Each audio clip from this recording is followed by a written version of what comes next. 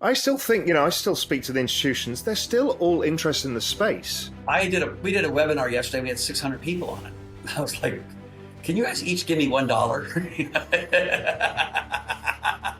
But I mean, I don't see a lack of interest. They're just gun shy. And you know what institutions are like. Think about the two big Canadian pension funds, two of the four big Canadian pension funds made big investments into crypto in 2021. 400 or 300 million into Celsius and 400 million into FTX. Both zeros within 6 months of making the investment.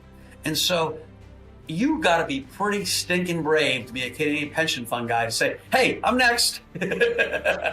Mike Novogratz, the head of Galaxy Digital, claims that the largest players in the cryptocurrency markets are waiting for a certain sign from the markets before considering allocating capital to the asset class. In this video featuring his interview with Raoul, the veteran of the cryptocurrency industry, says that institutions have largely completed all of the necessary due diligence on the sector, but that they may be waiting for retail traders to jump in first. Cryptocurrency needs the retail participants to come back to these communities to buy and to believe in order to drive price, because that is what is going to get institutions back engaged. Institutions have a deep intellectual understanding of this industry, and they are aware of the differences between blockchain, Bitcoin, and Ether. They've completed all of their assignments, but they're still reluctant to act, which will require a lot of effort. He said the cost of energy is factored in. Bitslotto was a relatively unknown cryptocurrency exchange when the Department of Justice, DOJ, announced an enforcement action against it last week. However, the DOJ did not reveal the name of the exchange until the time of the press conference. If I was a field general, I would be doing, the Braveheart speech to all the retail guys out there. Crypto needs the retail participants to come back to these communities, to buy in, to believe, to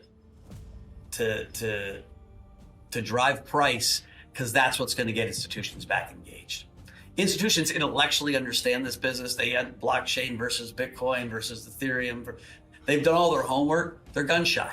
It is going to take energy, price. Energy is price. And so why, there was this announcement today that the DOJ was going to, and I was like, everyone was like, it's Binance, it's Binance. Like, please don't have it be Binance. Please don't. Like, listen, we need to cheer for Binance. Like we do. They are 60% of the liquidity, or 40, some giant percentage of the liquidity. CZ has been always very focused on customer service. And so he's got a very loyal, giant retail following that believe in our ecosystem. Like, we need those guys. And it drives me crazy how many people on Twitter and other media, just want to smash people down and would be nothing happier than if CZ, stepped on a banana peel and slipped on his ass. It's the wrong thinking. We need CZ to succeed, right? In fact, we need Galaxy to succeed. And what's your sense of where DC is now? Because they've just got a bloody chin from this whole thing. Yeah, I think the Republicans, McHenry, who's running the banking committee now, Tom Emmer is a great fan of crypto, who's the majority whip from Minnesota. I think they are pro-crypto, and they're going to take Gensler across the coals for his performance at the SEC, and it's going to be pretty political. I think, unfortunately, the Democrats, who were all becoming crypto people, they were like, it was going to be bipartisan, now feel like, oh, I got to back away because they got Sam Bankman-Fried stink over all of them. I actually read that Sam gave money to 70% of all congressmen. I know. And so that part of it, I think, is going to make it harder for Dems to be like, oh yeah, crypto's great. It'll burn through, and the faster. And what about the fight between the CFTC and the SEC? Because that needs to get resolved for everybody, right? Oh yeah, I think that's on hold for a while. They're both like, we never said that.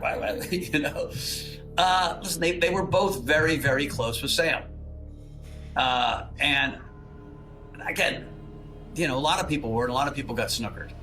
But Sam was was negotiating to pretty much have dominance of a cash exchange that the CFTC regulates. And, you know, the SEC was going to bless that as long as they got to do, you know, non-Bitcoin and Ether. And so there was this negotiation going on that was this close to getting done. And so I think they're both just trying to stay as far away from it as possible and to be as tough as they can right now. But somebody's got to do something proactive, because the space is on hold really until somebody makes a decision of how to do this. It might take the next administration. The well-known cryptocurrency exchange FTX, which had been holding some of Genesis funds, went out of business in November, which made Genesis problems even worse. The parent company of Genesis, Digital Currency Group, is currently in the process of negotiating with its creditors. However, if it is unable to raise sufficient funds, it may also be forced to file for bankruptcy. The crypto industry has been rocked by turmoil, but the king of crypto has shown that he can weather the storm.